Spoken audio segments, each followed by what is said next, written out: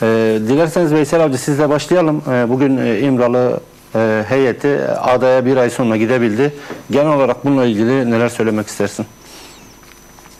Bu bir aylık süreç toplumda önemli kaygılar oluşturmuştu. Acaba ziyaretler kesildi mi? Önceki gibi tecrübe süreci başlayacak mı tarzında bir kaygı var toplumda.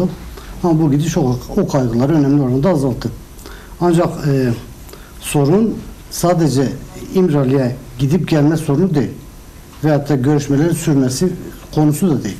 Bunu daha aşan bir sorunla karşı karşıyayız ki bu da önderliğin, yani önderliğin, Kürt halk önderliğinin diğer siyasi kurumlar, kişiler ve basın mensupları ile görüşmesinin önü açılmasıdır. Sadece heyetin gidip gelmesi yeterli değil bu noktada. Heyet sonuçta kimi tartışmalar yürütüyor, bilgi alışverişi oluyor, tartışmalar oluyor. Ancak bu tartışmalar bildiğimiz anda kamuoyuna mal olacak ve de kamuoyunda olan, yaşanan kaygı ve endişeleri giderebilecek görüşmeler olarak algılanmıyor. Çünkü bildiğimiz üzere görüşmelerin çoğu yansıtılmıyor. Veyahut da kısmen bunu hareketin kimi açıklamalarından takip edebiliyoruz, anlayabiliyoruz. Oradan kimi çıkarsamalar yapabiliyoruz. Fakat asıl sorun bu noktada tüm sorunun muhatapları siyasi veyahut da toplumsal çevrelerin, kurumların, kişilerin, şahsiyetlerin bence İmralı'ya gidip görüşmesidir. Bunun önünün açılmasıdır. Bu yaşanırsa... Yani şu da var, mesela komisyon toplandı, sivil toplum örgütleriyle falan görüşüyor. O görüşmelerden sonra yapılan ilk ziyaret, yani bu anlamda da nasıl bir önemi olabilir? Kuşsuz orada edinilen bilgiler ve gözlemler iletilecektir.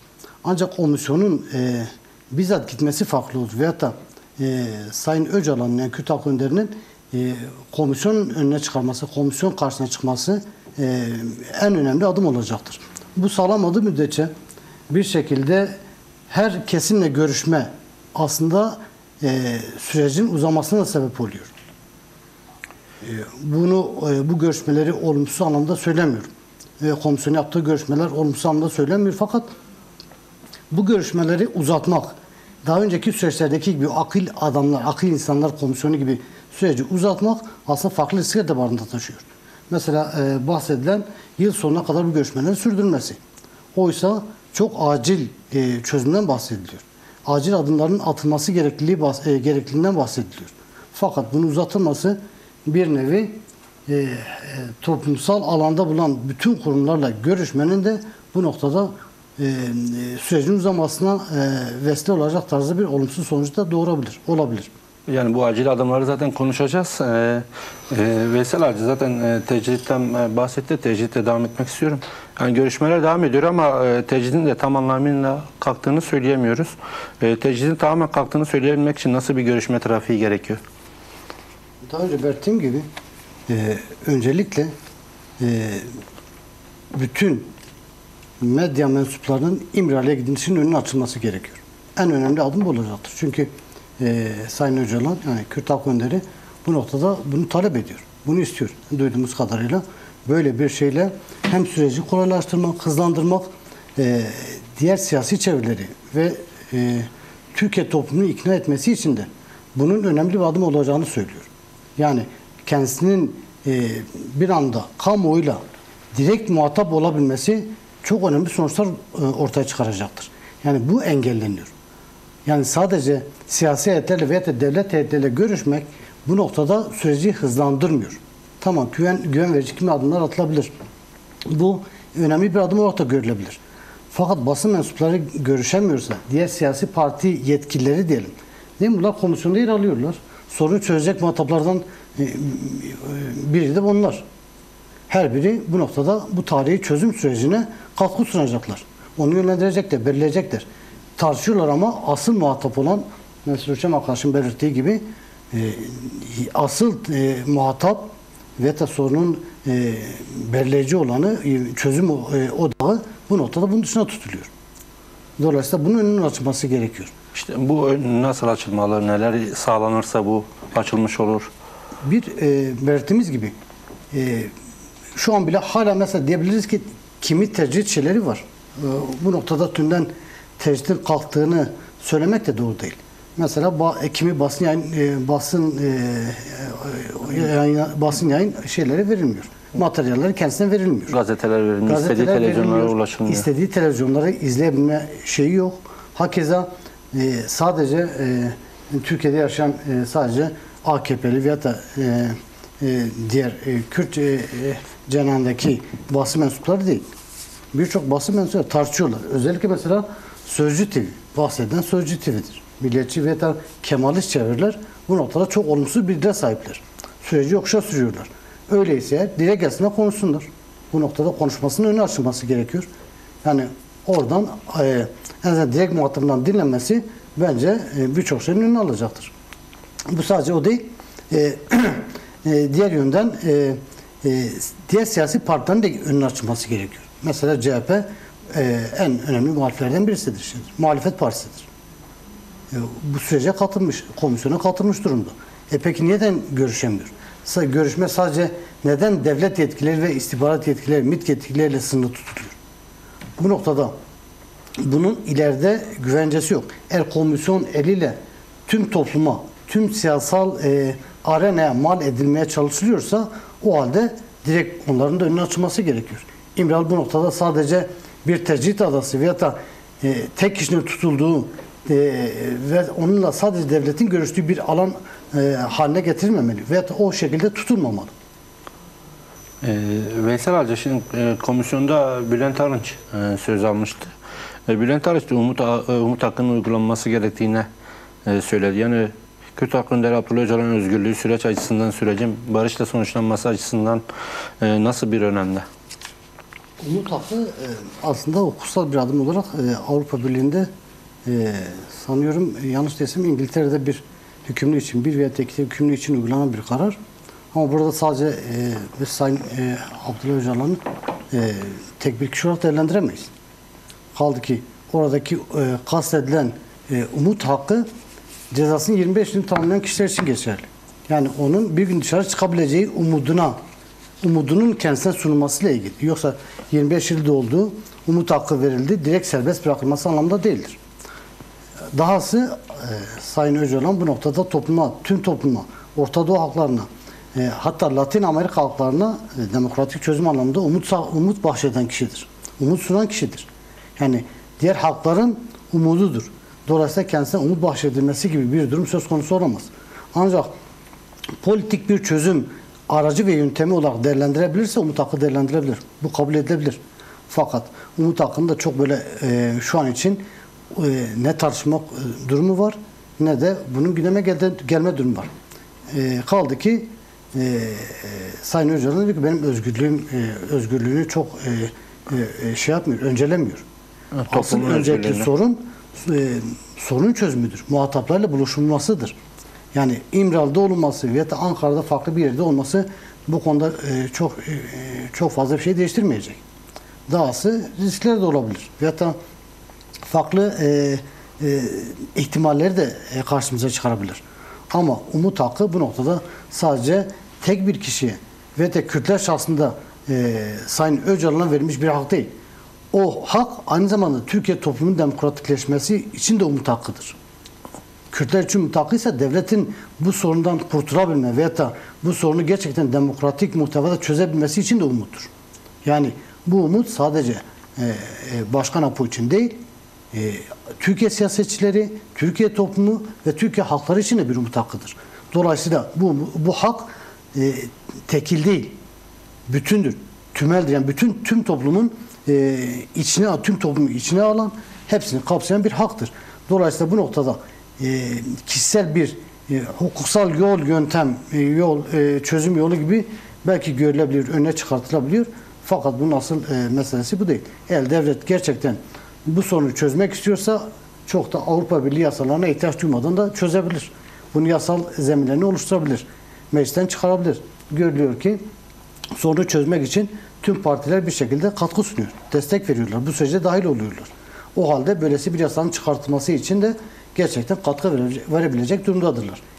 O halde böylesi bir yasanın ve bu sürecin önünü açabilmesi için tekrardan belirtelim Sayın Öcalan'ın koşullarının değiştirilmesi, yani gerçekten onun önünü açılarak onun nelere umut olabileceğinin daha görünür olması gerekiyor. Bunu söylüyorum. Veysel Hacı, baktığın zaman halk, Kürt tarafı büyük adımlar attı. Artık sıra iktidarda diyor. Yani iktidarın hangi somut adımlar atması gerekiyor? Bundan önce ben şey belirtmek istiyorum. Öncelikle çözüm süreci için bu çözüm süreci bence Kürt tarihi açısından belki de en önemli görüşmeler. Lozan'da aşan bir muhtevaya sahip bence. Çünkü ilk defa Kürtler kendi öz temsilcileriyle hatta kendi oldu. öz iradeleriyle böylesi bir çözüm sürecine katılıyorlar. Daha önceki süreçleri göz önüne bulundurursak isyanlarda bile halkın tümünü temsil eden bir önderlik yok. Aşiret reisleri veyahut da dini önderler veyahut da kimi uluslararası süreçlerde ise işbirlikçi karakterde olan kişiler bu noktada Kürt halkı adına muhatap olarak göstermişler. Ama ilk defa tarihte böylesi bir süreç değil.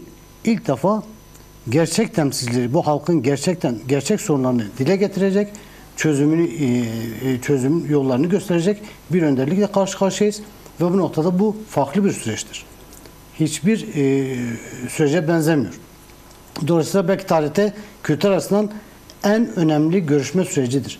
Bu süreç bence oluşturan komisyon sadece kimi görüşmelerin yapılarak yasal adımların atılması için bir hazırlık aşaması, onun bir ön aşaması olarak değerlendirmek de dar olacaktır.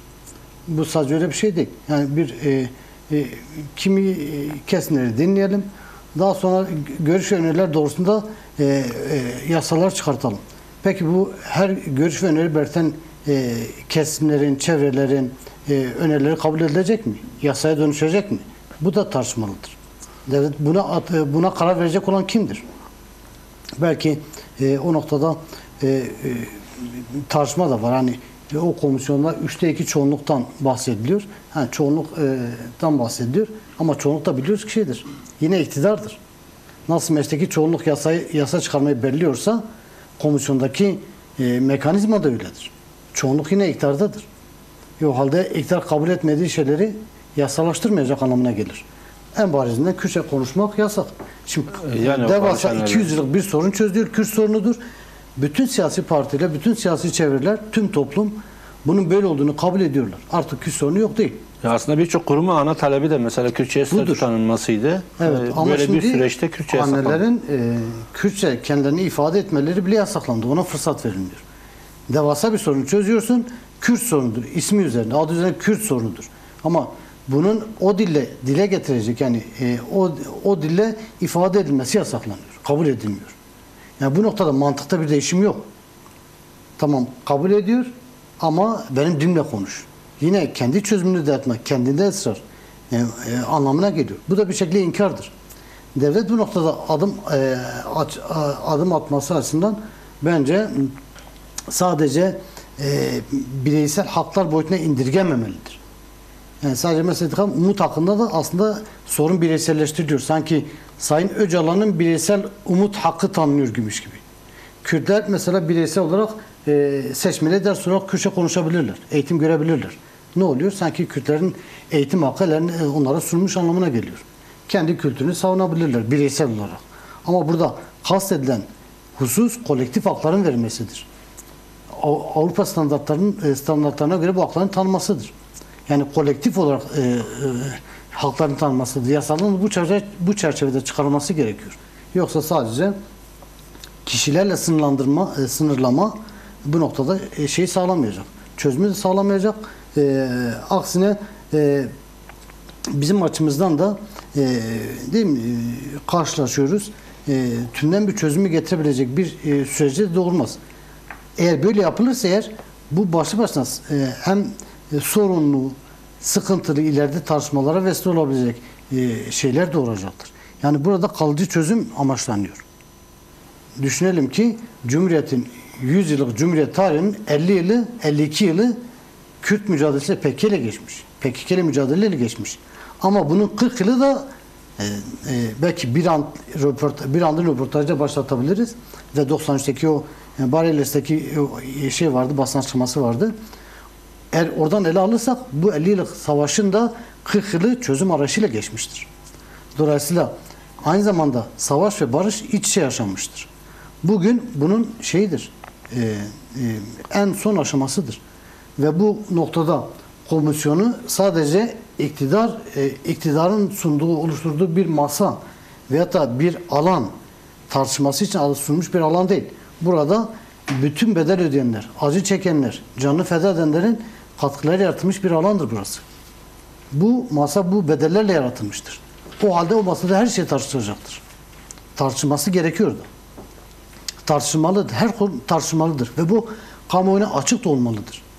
Şimdi düşünelim, komisyonda tartışılan konular hakkında gizli karar verilmiş. Ne zaman aslanacak belli değil. Türkiye toplumu bu sürecin nasıl gittiğini bilmiyor. Kürt toplumunda alabildiğine kaygılar, şeyler var. Güvensizlikler var. Bozulacak mı? Devlet yine bizi kandırıyor mu? Devlet barış sağlamaz. Onlarca kaygı var. Türkiye toplumunda da tersten, milliyetçilikten kaynaklı kimi kaygılar var. Onlar da bilmiyorlar. Sadece siyasi kişilerin veyahut da siyasi etkisi olan kurumların ve kişilerin açıklamalarından hareketle okumaya çalışıyorlar bu süreci. Ama bu süreç bence her şeyle açık olmalıdır. Açık, aleni, tüm toplum aleni olabilsin ki tüm topluma mal edilebilsin. Devlet de buna göre bu tartışmalar sürecinde ona göre toplumun talebi neyse buna göre adımlar atılsın. Yoksa sadece dar mecrada kimi yasal nelerin verileceğini tartışmak ve da mantığı buna göre kurmak sakat olur. O değil. Yasa çıkacaksa tüm topluma mal edilmeli bu. Tüm toplum tartışmalı. Sadece Kürt halkını sadece oradaki o komisyonda olan 4 kişi temsil etmiyor. Temsili bir mesele olmaması lazım. Onlar da açık değil. Konuşamıyorlar, bir şey açıklayamıyorlar. Halk da bu noktada merak içerisindedir. Siyasi parti ve de kimi kurumlar bu noktada patır patır, mahalle, sokak gidip birilerini ikna etmeye çalışıyorlar. Bu ne kadar olacak? Ama asıl görüşmeler, asıl can alıcı nokta İmralı'da gelişiyor ve o mecliste tartışılıyor. Ama orada da kamuoyuna en azından 7-8 aydır yansıyan hiçbir şey yok. Veysel abi zaten Gurbet arkadaş bahsetti. Biraz bu ilk başta siz de değindiniz. Bu barışın inşasının ya da demokratik bir ülkenin dili nasıl olması, medyanın dili nasıl olmalı? Çünkü çok kırıcı ve çok yıpratıcı olabiliyor. Medya bu noktada aslında toplumu yönlendiren en önemli alan, güç haline gelmiştir. Her ülke açısından böyledir. Her yer açısından böyledir. Medya bu noktada belirleyicidir. Medya üzerinden tüm toplum yönlendiriliyor. Hatta onlar üzerinden kimi zihinsel inşalar, yönlendirmeler, her türlü şey medya üzerinden yapılıyor. Çünkü toplum medya üzerinden birçok bilgiye ulaşıyor. Bilgi zaten bir şekilde bilince dönüşüyor, bakış açısına dönüşüyor, yaşam tarzına dönüşüyor. Medya bu noktada belirleyicidir. Ama medyadaki dil bu noktada sürecin gidişatını belirleyen dili olacaktır. Sadece dil değildir o. Düşüncedir, yaklaşımdır. Hatta bir noktada sürecin nasıl yönlendirilmesi gerektiğine dönük bakış açısıdır. Yani birisinin dili bozuksa, değil mi? İki insan bile kaba bir dille iyi şeyler konuşulmaz, iyi şeyler yapılmaz. Ama buradaki sorun devasa bir sorundur. Şimdi bir noktada devlet terör diyor, tanımlıyor ve bir noktada sorunu çözmek istiyor. Medyanın dili zaten özellikle o kimi kesimin çevrelerin, Kemalist çevrelerin dili sonuna kadar tahrip edici. Süreci bozmaya çalışan. Bu noktada sürece olumlu yaklaşan, olumlu yorumlayan kişilerin de onların da zihni bulanıklaştıracak ve de kafalarını karıştıracak bir şeye hizmet ediyor. Bu noktada dil önemli, dilin önemli oranda değiştirilmesi gerekiyor. Sadece dilde değil, belirtilen cenazeler konusu var. Yine kamuoyunda özellikle mesela bir sorun olarak duran kayyum sorunları var. Kayyum meseleleri var. En azından devlet bu noktada gerçekten böylesi bir sorun çözecekse en azından toplumun seçtiği yöneticilerin tekrardan görevine iade edilmesi gerekiyor.